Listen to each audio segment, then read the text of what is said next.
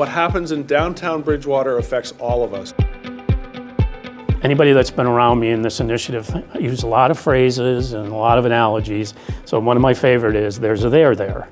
And people are like, what does that mean?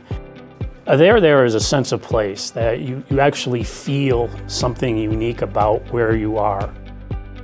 I used the example the other day that I went to the supermarket. I went in the car, went to the supermarket, got back in the car, went home. As opposed to, I went to Bridgewater Commons and I went to Trader Joe's and I got a haircut and I had lunch, and there's a there. There was something more than I went to the supermarket.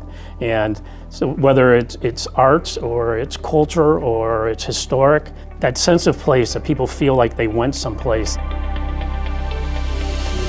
I think this initiative is holistic and not a straight line. Government tends to be myopic, that it's singularly focused on one issue, where in reality, all of these are interrelated.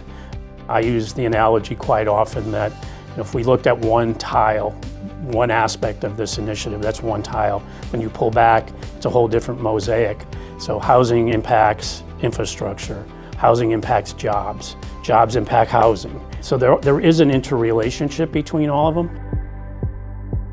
The elevator pitch is that for over 15 years, the town has completed some very good planning. So we're building on many of those good plans that have been done. And with the town recently adopting its comprehensive master plan, the very elements that we talk about early on in our presentation are exactly what was articulated in that master plan. But we're at a time where there's federal money, there's state money available. Engaging is important, but executing is even more important, and that's what we're doing. I think people might think that the status quo is sustainable, but it really isn't. We're not seeing an expansion of the tax base. We're not seeing a lot of new investment. We're not seeing a lot of new businesses come in.